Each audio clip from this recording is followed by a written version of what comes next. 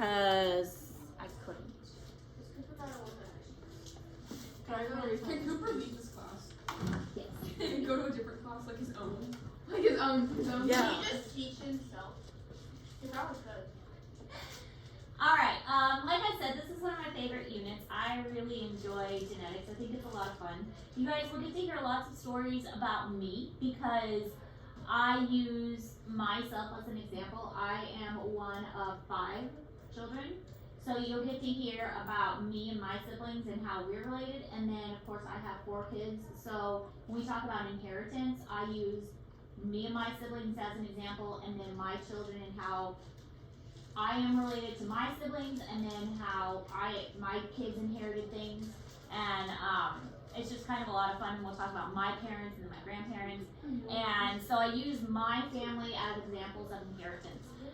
We will do a fun lab, not tomorrow, maybe tomorrow. No, I think we're doing the lab on Tuesday. We'll do the lab Tuesday.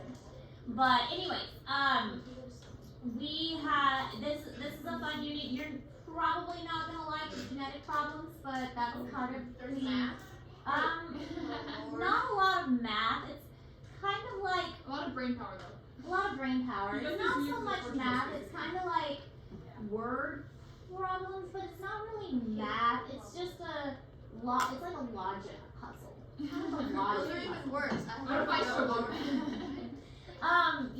We'll teach you how to do Punnett squares. Do Punnett squares sound familiar? Yes. I was on the EOC. It was on the Yeah. EOC. I will teach you how to do those. Is that like the AA thing? And you have to Yeah. like put it in a box? Mm-hmm. Oh, I just did it by like what looked good. Yeah. So you will learn how to do that. Did you not do that in middle school? No. You didn't do any Punnett squares. We probably did like the fake, I don't like the ones where it's like house, car, something, something, and then like on the other side is What? like I know what Sabrina. Okay. That's a Something logic that puzzle, comes but together. not quite a Punnett square. So it's good to know that you've never done them before, because now I know that we really got to start the basics with you guys. Because usually classes have done them at least a little bit in middle school, but if it doesn't sound at all familiar with you, then I know in middle school you guys went through a lot of science teachers recently. Yeah. So good to know we're starting over at the beginning. We'll be here, Mr. Mackey, on middle school. We were supposed to have Mrs. What's her name? Gibson? I don't remember her name. That's okay. I used to know her. I like this. I think it's fun. I teach this well. It'll be great. So, let's get started with the basics of inheritance. Inheritance is really the blending of traits. This is why this is so good to follow after mitosis and meiosis, because we learned meiosis just recently, and meiosis we learned that you've got 4 cells that were created from the gametes through that process.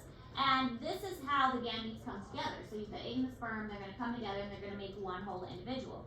So you get traits from one individual parent and you get traits from another parent, and you combine them together to make something new. So that's what we're looking at here, is how these traits come together to make a unique individual. This was an idea in the 19th century, but really, it failed to explain how the traits disappeared over several generations. So sometimes the traits will vanish and then reappear later. And they didn't really understand that concept. Well, okay, but how does somebody have red hair and then that red trait disappear and then come back, 2 or 3 generations later? Where did that trait go? And they didn't really understand that. So Charles Darwin did not accept this idea, this blending of inheritance, because they could not explain where those traits went, where it was hiding in the population. Now we can. Now we have an answer to this question that makes sense because of this great guy, which we'll learn about in a moment, named Mendel. Mendel figured out the answer to that, and he did some really cool experiments, which we'll learn about. That was such a cool lesson. Pretty cool name.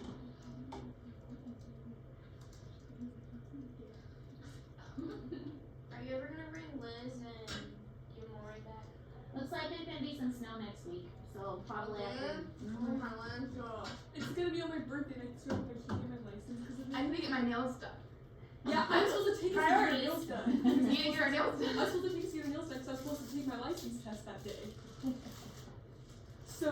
So you're gonna get your license, and then you're going to trust her to drive you to get Yes. your nails done. I remember When I get my license, the first thing I'm doing is getting tanks. We already ride together. That's the The only first thing difference is I'm my mom will be there. My mom doesn't tell me what to do anymore because I know how to drive. I'm a pretty good driver. Your mom doesn't tell you what to do anymore. It was actually some fire. My dad just has to tell me where to It's go not because I never know where I'm going. All right, Gregor Mendel. He is considered the father of genetics. His work was amazing. This guy's brilliant. Brilliant with what he figured out, and he did it all with pea plants. He was a monk, and he was in charge of the garden, and he started making observations. I mean, I guess if you're a monk, there's not a whole lot else to do but look at pea plants. But he focused on these pea plants, and he discovered some amazing things. Super brilliant.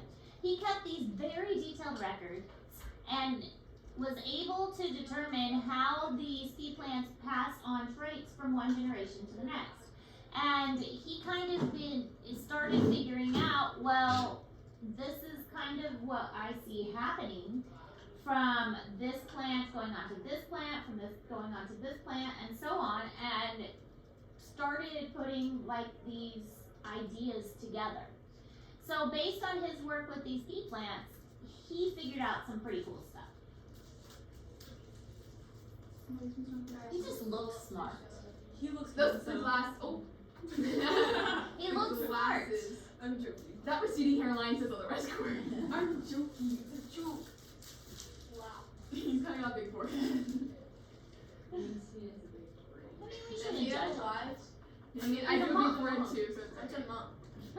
A monk is a religious person who they live in a monastery together, and part of their religion generally is chastity. They Just all men? all men. They don't marry. I don't even want to know how that smells. like. Maybe they're like hygienic, man. It's kind of like the opposite of nuns. Like what? The opposite of nuns. Like nuns for men. Nuns for men. Men nuns. Men. Nuns. Because nuns don't marry either. No. Nobody does. Yeah, it's kind of like the opposite of nuns. Alright, so what he did is, you don't have to write this down, but basically pea plants fertilize like other pea plants. They don't fertilize, it says self-fertilizing, but that's kind of weird to think about. The pea plant cannot fertilize, like, if this is a pea plant, it can't fertilize itself, but it will fertilize the plant next to it, okay? So they'll fertilize plants next to them. But what he did is he controlled it. So if there's a plant here, he would actually like take a little brush and he'll get the pollen off of it, and then he'll put that pollen on another pea plant. And so he controlled it. He would pay attention, okay, this pea plant is purple and this one is white. What happens if I take the pollen on a purple one and I put it on a white one? What's gonna happen? And I'm gonna see. And so that's what he did. He like controlled this. He's like, okay, this one is short and this one is tall. What if I take the pollen off of this one and put it on this one? What's gonna happen? And then he would collect the peas that grew from those, and then he would grow them, and he would observe the resulting plant. So he was very meticulous with this. He would collect the peas, he would grow them, and then he would record what happened. And he would observe this and do it thousands of times. So many times. Like it was a lot. It was a lot. But he was so careful and kept such good records. So he started with the garden pea plants that bred true. So true breeding is a term you need to understand. This is a term that we're going to see in a lot of your genetic problems. True breeding means that no matter how many times you breed it, it's always going to get the same results. So like, let's say you have a white cat. The white cat breeds with another white cat, you're always going to get white cats. It's true breeding for white cats. Okay, you have a purple plant that breeds with a purple plant, you always get purple plants. No matter how many times the purple plant breeds with the purple plant, they're always going to give you purple plants. It's true breeding for purple plants. So that's what he started with. He started with pea plants that bred true for that particular trait. A tall plant bred with a tall plant is always going to give you tall plants. It's true breeding. And so what he noticed was that when they cross-fertilized, the offspring appeared in a predictable pattern. It always bred the same thing. That's why it's called true breeding. He concluded that hereditary information is passed in discrete units. Basically meaning that it's passed in a certain way. It's passed in these kind of little packets, which we'll learn the term is genes and alleles. We'll learn that in a moment. These discrete units, which are genes and alleles, they're passed in this particular way, in genes and alleles. And I'll tell you the difference between genes and alleles in a moment, because there's a little bit of a difference, which we already kind of talked about. We already kind of talked about genes and alleles and the difference between them.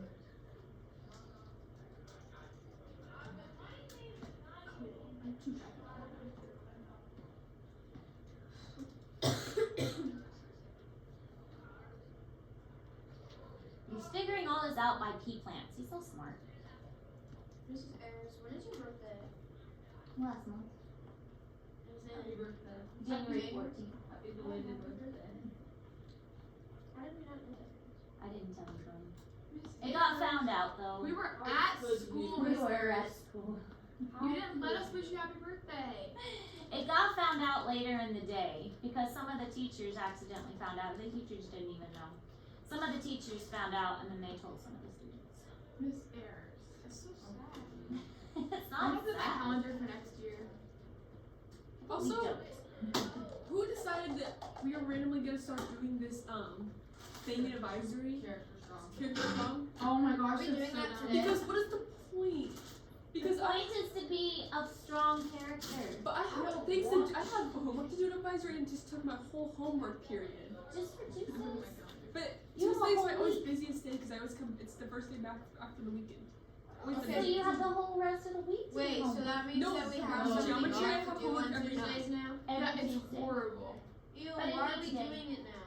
It'll be today. Why all of a sudden? Today. We'll do it today. No, the thing is in geometry I have homework that is due does. every like next day. I'd say it with Clement. That's But geometry. now you're gonna He learn to doesn't be have of to strong finish the character. class, bro. Well, he's At like, least you I- start homework 17. I don't have to listen. I have to give it to you immediately. He doesn't. He's like, someone asking me to give it to you. That's what we did last year. Well, he's different this year. You'll be of strong character. I'd just take it with Clement. Under normal circumstances, the garden pea plant is self-fertilizing. This cross-section shows the gamete-forming structures. Sperm-producing pollen grains form in the stamens. Eggs develop, fertilization takes place, and seeds mature inside the carpel. In some of his experiments, Mendel brushed pollen from a plant that bred true for purple flowers onto the floral bud of a plant that bred true for white flowers. To ensure cross-fertilization, the white flower had its stamen snipped off. The cross-fertilized plants produced seeds. Each seed was allowed to grow and develop into a new plant. Mendel analyzed the flower color of each new plant as visible evidence of patterns of inheritance. And then he discovered what they grew into.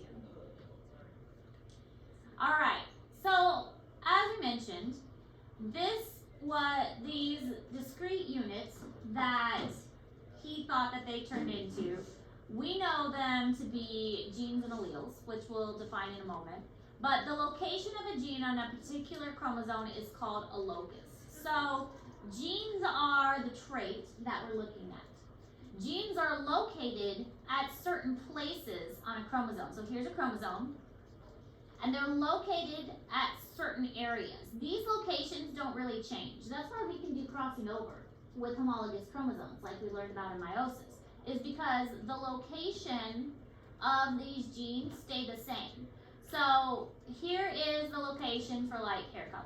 Here is the location for eye color. And the location is called a locus, or you can call it a loci, is another way to put it. One's plural, one's singular. Honestly, I don't remember which is which. One's plural, one's singular. But the location is called the locus. So this is the locus.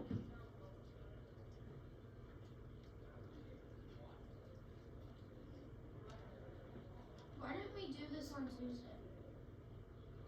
What Then did we're we do doing Tuesday? advisory. why didn't the characters draw on Tuesday? Because I don't know. all the basketball people left. Oh, maybe that was it. I cooked up at that game too. I hit 4 threes. Well, that's awesome. Hey. Now, were you injured? No, Oh, good. Did you get injured? but some girl tripped me.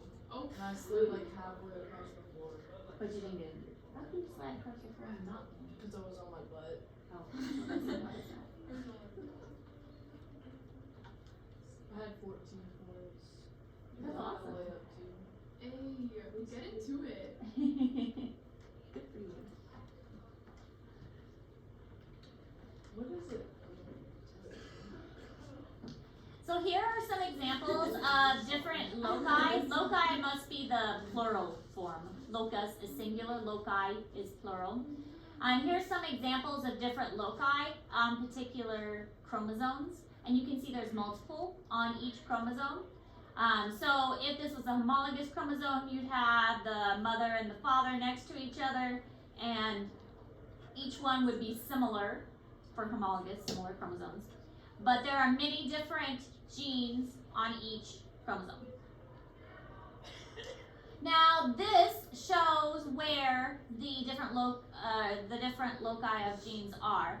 Again, I want to point out that crossing over is more likely to take place where there's a gap. Okay, so these are really closely together, but these are spaced apart. So crossing over is more likely to take place right here than like right here, between this brown and this orange. That's too small. Crossing over, this isn't going to get chunked up right here. But you might have this part cut off and switched. You might have this part cut off and switched. But between this orange and this pink, not likely going to happen. Does that make sense? Yes. Because they're just too closely put together. We'll learn later on that this is called a linkage group. These are probably going to always be together and be linked together just because they're so closely matched. And this is in Google Classroom too. So crossing over like means more. Yeah. So this can be cut and switched, but these not so much. Needs more. It needs a gap to happen. All right, genes and alleles. A gene is a unit of hereditary which is passed from a partner or from a parent. Kind of the same thing. To the offspring. So that's a gene. Now an allele, this is where it gets a little confusing, is an alternative form of a gene. So it's kind of like a gene, only there are variations to genes. So like the gene is eye color, but an allele is blue eyes, brown eyes, green eyes, hazel eyes. Does that make sense? Yes. Yes. It's like an alternative form of it. The allele, so the gene is hair color, or no, I said that wrong. The gene is hair.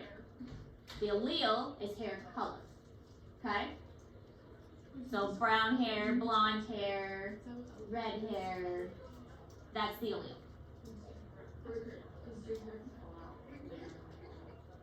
Is that what Is that why your hair alopecia turns is? red? Like, what is alopecia? Like, how does that relate to genes and stuff? Sometimes there are disorders and diseases that could be caused by a mutation. By mutations. Could be caused by mutations. It gets more complicated. We are going to talk about diseases and disorders. You're actually going to do a presentation on diseases and disorders. I called dibs on alopecia. So it gets complicated. Sometimes it's due to chromosomal abnormalities. Sometimes it's due to a mutation. It really depends. Yeah. So. Yeah, eyebrows on her eyebrows. Wait, is this her new man or whatever she was talking about? One second. Okay. And it gets more complicated even than that because sometimes it's recessive. We'll learn about recessive versus dominant. We'll learn about X-linked traits. We'll learn about things called codominant and incomplete dominant. It gets complicated. Okay. Yeah. What was that one people wrote my house family?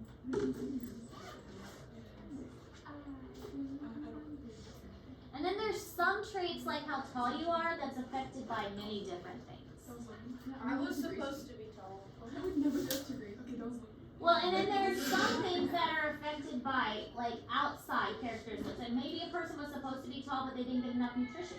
And so they didn't grow the way they're supposed to. So environmental things can have an impact. So there's a lot. It's genetics is complicated. Now the next thing you need to know is dominant versus recessive. And as you start to learn these terms, I'm going to start using them. I've been really refraining from using these terms because you haven't learned them yet. But as we start to go over them, I'm going to start to use them so you get familiar with them. Dominant means that it's represented by an uppercase letter. And recessive is represented by a lowercase letter. So a dominant trait is a trait that is overridden often, and it is, I mean, not always, there's always exceptions to every rule, but it's, when we write them out for our genetic problems, and like you saw in the EOC, it's represented by an uppercase, and a lot of times you get to pick the letter in the alphabet.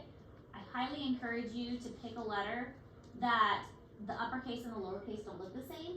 So like, I wouldn't pick S, okay? Big S and little s look the same. Or X. Yeah, or X. Don't pick big X, little x, they look the same. Big A, little a, those look different. Okay, so I would pick a letter that looks different. But dominant usually hides the recessive trait. That's why it's called dominant. So if you have, I mean, think about dark hair versus light hair. Do more people have dark hair or do more people have light hair? dark. Generally, more people have dark hair because it's a dominant trait. It hides the lighter hair. If you think about all the people in the world, more people have dark hair. That's what I was like. I was saying, Miko's the only people that have dark hair here. That's the other way But around. if you think of like in the world and overall, more people have dark hair. And eye color. What is the most common eye color? Brown, because that is a dominant trait. You're joking, right? Babies are born with blue. No, it's Most babies are born with blue, but later on, all of my children started off with baby blue eyes, but they all changed to a darker, almost brown color. All my siblings have blue eyes, and they started with bright, like super bright blonde hair. And my sister has like the color of Lainey's hair, and my brother has the color. My brother was born with the color of my hair and has the color of Lainey. All of my children started with my hair, and they all went blonde. I didn't get the cute genes. Blake got them. Really blonde. My brother went dark to light. My Yes, sister you did. went light to dark. I wish. And then their eyes stayed the same color. I want you to be blonde. They're gorgeous. Don't say things like that. I don't want to be a blonde. I don't. She's hating on me then. Recessive traits are represented by a lowercase letter, and they are usually hidden by the dominant trait. Usually, not always. Yes. And this is going to become important when we start doing our genetic problems. I'm necklace. One second. I mean, like, he's kind of like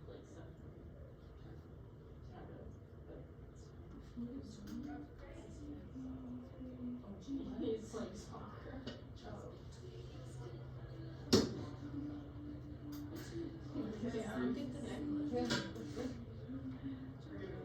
Miss Ayers, how do I fix my Chromebook? Because what did I do to it? Look at it. It looks like a game. Look at it. And then, like, He was angry. how do I fix this? Press It disappears. press- Such a sissy. Hey, If you press. go to I know how to do it. You know, she's on. I pressed on it somehow and made it like this. He's a sissy. Was it just a button? Yeah. I didn't know there was a button. Oh. I did that to it. I You did didn't the know how to rest. get back, but there's a Job. button. Can I actually hit you? You're annoying me today. Sometimes. Diploid organisms have pairs of genes on pairs of homologous chromosomes. Each gene has a specific location on the chromosome. We call this the gene's locus. In this species, the locus for gene B is always between the loci for genes A and C. I'm picturing you. Most genes come in two or more slightly different molecular forms called alleles. Different alleles specify different versions of the same trait. When a pair of alleles at a locus are identical, this is the homozygous condition.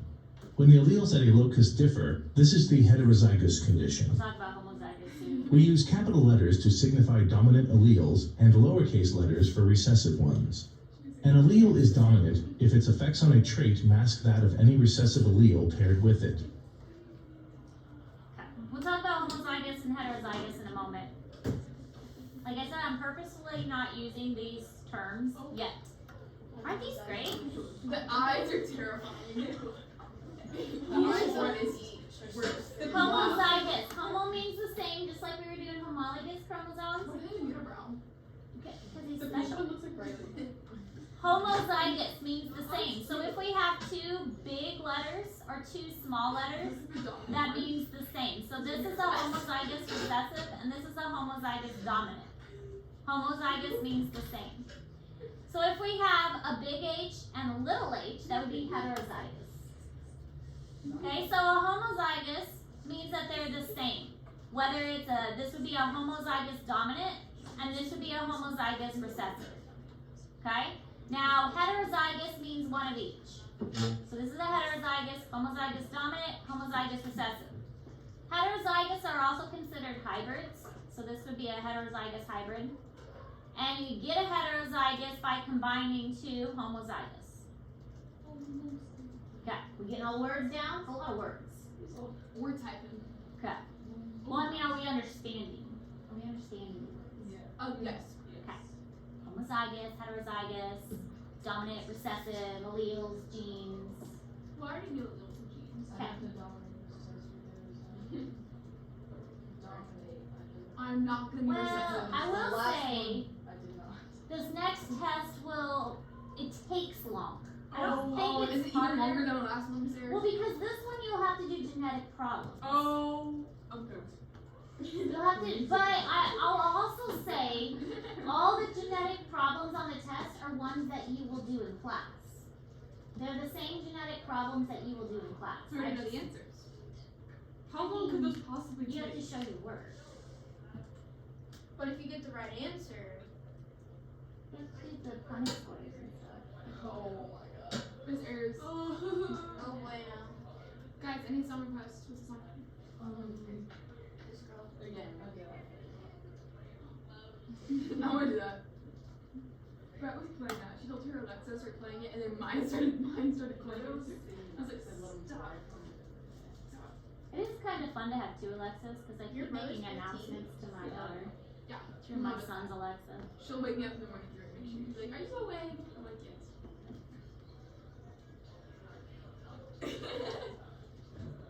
You so this did it. I didn't for you singing this to me.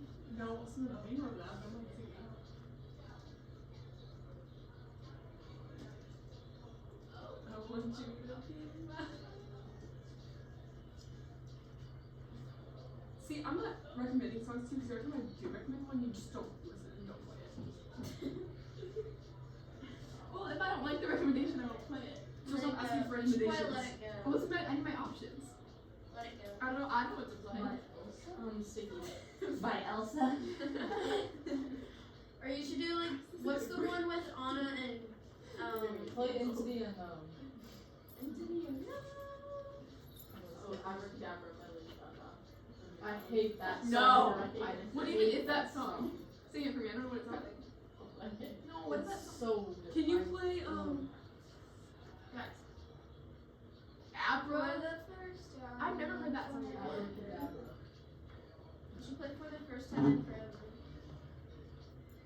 Can you play I'm Not the Only One by Sam Smith? Okay, so this is in Google Classroom. Homozygous versus heterozygous. So we have homozygous dominant, homozygous recessive, and then we have two heterozygous ones. Now, honestly, with the heterozygous, it doesn't matter which way you put it. Typically, I put the dominant first and the recessive last. That's just kind of generally the standard that we see. But, I mean, either way is correct. Usually, it's just the dominant first. All right, genotype versus phenotype. This is where, this would have been helpful for your meiosis Yes. assignment. Genotype is the genetic expression. So Genotype, just think genetic. So big A, little a, little a, little a, and so on. Phenotype is physically what you're seeing. Whatever it looks like. So if a person has blue eyes, that's the phenotype. If a guinea pig is spotted, that's the phenotype. But the genotype would be if it is homozygous dominant. Now, when you start to do your genetic problems, you need to really pay attention to what the question is asking. It may ask for the phenotypic ratio. So how many tailless cats to cats that have tails? So you'll want to look at the phenotypic ratio of that. Or it may ask for the genotypic ratio. And those are going to be different numbers. So you want to make sure you're reading your question carefully and whether it's asking for the genotypic ratio or the phenotypic ratio. I thought sheep just had hooves. They do, but they have tails. You just, if you don't want them, you just ban them. Oh, you said tails. Yeah. I just said nails. No. I was like, sheep do not have nails. Well, I mean, the hooves are a type of nail. Yeah, you do have to cut them. Because once they get too long, they start like lifting.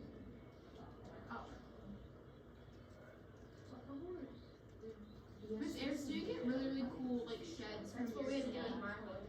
My horse No, is because my This is snake the can't day- we had shed this very day good. Why? She is just couldn't even really give her a bad at bath. shedding.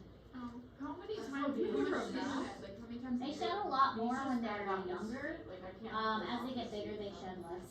That makes sense.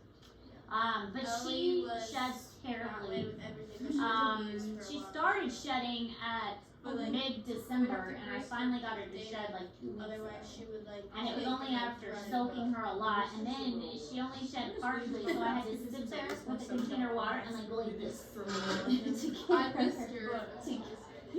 No, she's very gentle. She doesn't bite me.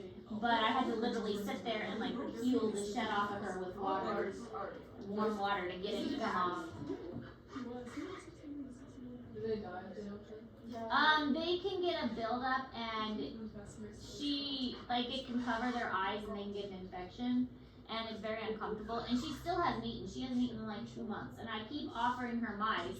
Like almost every day I try and give her a mouse and she refuses to eat. And I'm like, Snake, we finally got you to shed. Why won't you eat? Hey, so basically you gave her a spot A. Did you know, like, is it for other animals besides just horses when they're born? Their hooves are like squishy, like they're not hard yet. Ew. They're Most soft. most hoofed animals are They like are okay. yeah, It so it just doesn't hurt the baffles me mother. how they're like soft and squishy. And That's When kind we had of a blind disturbing. goat when I was like in fourth grade, okay. and I told you that.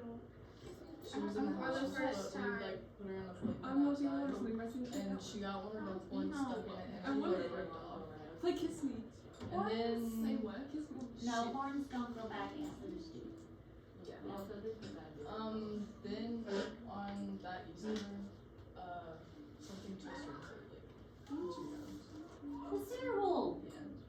Yeah. And then we Oh, got. that was a round. Then we got my sister's. No. mother. And then you got your what? You're like, My sister's oh. mother. Her name is Daisy, and she's a Oh. She's had like Uh-oh, spaghetti. 3 babies. Aw. Baby goats are so cute. I told my They dad. do that little hoppy thing? They smell so Oh. It also baffles me how like when horses are born grays are like completely